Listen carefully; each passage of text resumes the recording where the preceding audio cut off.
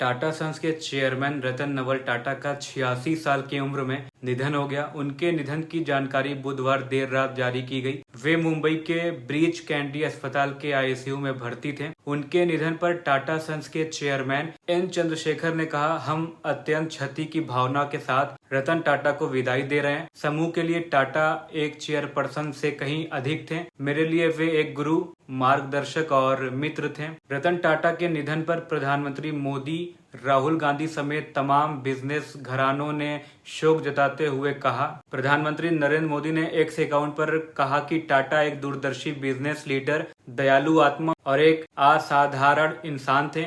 उन्होंने भारत के सबसे पुराने और सबसे प्रतिष्ठित व्यापारिक घरानों में से एक को स्थिर नेतृत्व प्रदान किया। उनका योगदान बोर्ड रूम से कहीं आगे तक गया। राहुल गांधी कहते हैं कि रतन टाटा दूरदृष्टि वाले व्यक्ति थे। उन्होंने बिजनेस और परोपकार दोनों पर कभी ना मिटने वाली छाप छोड़ी है। उनके परिवार और टाटा कम्युनिटी के प्रति मेरी संवेदनाएं हैं। राष्ट्रपति मुर्मू ने कहा कि भारत ने एक ऐसे आइकॉन को खो दिया जिन्होंने कारपोरेट ग्रोथ के साथ राष्ट्र निर्माण और नैतिकता के साथ उत्कृष्टता का मिश्रण किया। पद्म विभूषण और पद्म भूषण से सम्मानित रतन टाटा ने टाटा ग्रुप की विरासत को आगे बढ़ाया है। जाने माने बिजनेसमैन गौतम अडानी ने कहा कि भारत ने एक महान और दूरदर्शी व्यक्ति खो दिया। टाटा ने मॉडर्न इंडिया के पाथ को रिडिफाइन किया। टाटा सिर्फ एक बिजनेस लीडर नहीं थे, उन्होंने करुणा के साथ भारत की भावनाओं को मूर्त रूप दिया। आनंद महिंद्रा ने कहा कि मैं रतन टाटा की अनुपस्थिति को स्वीकार नहीं कर पा रहा हूँ। श्री टाटा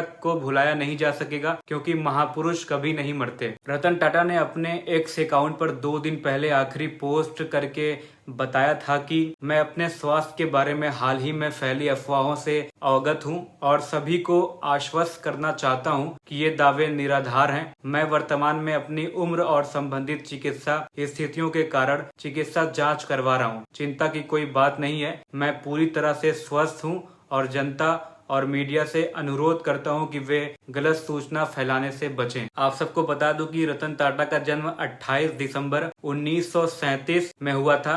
उनकी शिक्षा जो है वो हार्वर्ड बिजनेस स्कूल से मैनेजमेंट की पढ़ाई की थी उन्होंने, और उनको जो है पद्म विभूषण 2008 में मिला था। पद्म भूषण जो है वो 2000 में मिल चुका था। 1990 से 2012 तक ग्रुप के चेयरमैन थे रतन टाटा। 28 दिसंबर 1937 को जन्मे रतन टाटा टाटा ग्रुप के संस्थापक जमशेद जी टाटा के पर पोते हैं। वह 1990 से 2012 तक ग्रुप के चेयरमैन थे और अक्टूबर 2016 से फरवरी 2017 तक अंतरिम चेयरमैन थे। रतन टाटा ग्रुप के चैरिटेबल ट्रस्ट के प्रमुख थे। रतन ने अपनी विरासत को एक नए मुकाम पर पहुंचाया। उन्होंने एयर इंडिया को अपने एम्पायर में शामिल किया। विदेशी कंपनी फोर्ड के luxury car brand land rover और जगुआर को भी अपने पोर्टफोलियो में जोड़ा।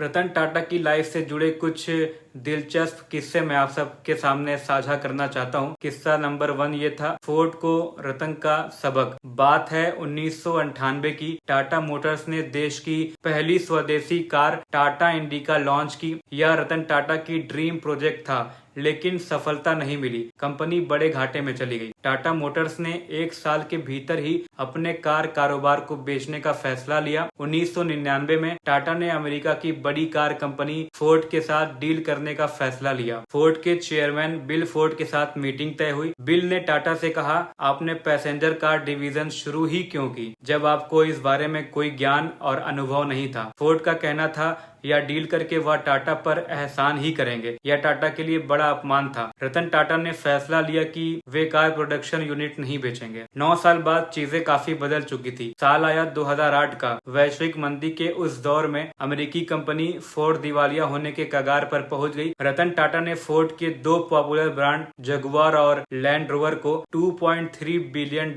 में खरीद लिया। आज के हिसाब से यह रकम करीब 19,000 करोड़ रुपए है। रतन टाटा का किस्सा नंबर 2 मैं आप सबके सामने साझा करता हूँ। लाख रुपए की कार। रतन टाटा ने एक बार मुंबई की तेज बारिश में 2 व्हीलर पर 4 लोगों के एक परिवार को भीगते देखा। इसी दृश्य ने उन्हें टाटा नैनो के निर्माण की प्रेरणा दी। रतन टाटा ने इंजीनियर्स को बुलाया और 1 लाख रुपए में कार तैयार करने को कहा। साल 2008 में मिडिल क्लास को ध्यान में रखते हुए टाटा नैनो लॉन्च की। ये भारतीय कार इतिहास की अब तक की सबसे सस्ती कारों में से एक है। हालांकि लोगों को ये कार ज्यादा पसंद नहीं आई और साल 2020 में इसका प्रोडक्शन बंद करना पड़ा। किस्सा नंबर 3, 4 बार प्यार हुआ पर शादी अटकी। रतन टाटा ने एक इंटरव्यू में बताया था उन्हें 4 बार प्यार हुआ और बात शादी तक आ पहुंची थी। हालांकि हर बार अंत में शादी नहीं हो सकी। प्यार की इन 4 कहानियों में सबसे ज्यादा सीरियस लव स्टोरी टाटा के अमेरिका में रहने से जुड़ी है। अमेरिका में हुए प्यार के बाद टाटा शादी करने वाले थे, लेकिन उसी बीच भारत लौट आए। लड़की को भी भारत आना था, लेकिन 1962 में भारत चीन के बीच चल रहे युद्ध के कारण वो भारत नहीं आ पाई और कुछ साल बाद अमेरिका में ही उसने किसी और से शादी कर ली। तो ये थी रतन टाटा से जुड़ी कुछ अनोखे किस्से जो मैं आप सबके सामने